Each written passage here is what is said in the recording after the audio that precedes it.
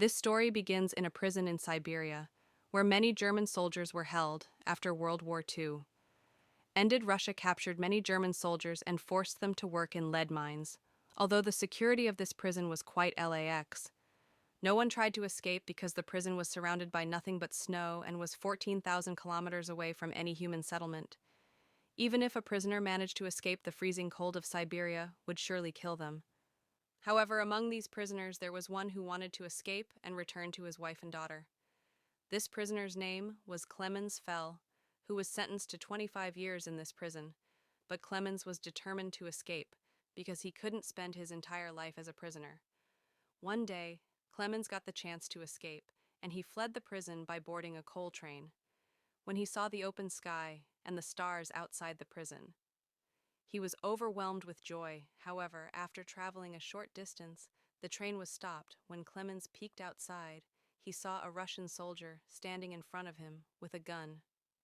Clemens was caught, and as punishment for attempting to escape, he was locked in an open-air cell. 2 days later, the warden came to him, took him out of the cell, and said, "Your comrades are eagerly waiting for you," when Clemens met his fellow prisoners. After 2 days, they were waiting for him with sticks and rods because of Clemens's escape attempt. They had been starved for the past 2 days. As soon as they saw Clemens, the other prisoners attacked him and beat him severely. Clemens was so badly injured that he had to be admitted to the prison hospital. The prison doctor was also a German prisoner, and he was amazed by Clemens' bravery. Clemens told the doctor, "I want to escape from this prison again, and I need your help." The doctor explained to him that escaping alive from this prison was impossible, and even if he managed to escape, he would die in the freezing cold outside. But the truth was, if he didn't escape, he would still die, because the lead mines where they worked had high levels of lead which entered their bodies through the air and caused deadly diseases like cancer. The doctor advised Clemens to make one last attempt to escape the doctor, then gave Clemens all his warm clothes and shoes, and told him that Russian soldiers hid their food along the railway lines. He also gave Clemens a gun for self-defense. The doctor had collected all these supplies because he also wanted to escape. But a week ago he found out he had cancer and only had a month to live. He handed Clemens a lunchbox and said, "If you survive, deliver this lunchbox to my family and tell them I am no longer in this world." That night, Clemens escaped again, but this time he decided to walk instead of boarding a train the next morning. When the warden found out that Clemens had escaped, he went to the doctor's room to interrogate him. But before he arrived, the doctor had already taken his own life. The warden then sent many Russian soldiers to search for Clemens, but after several days they couldn't find him.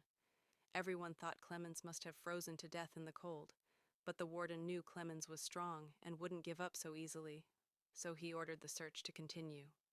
Meanwhile, Clemens was moving forward with full determination, braving the snowstorm 9 days after escaping.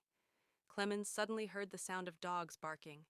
When he turned around, he saw a sled coming towards him before he could run away. The sled reached him and passed by Clemens, then realized he had been dreaming in reality.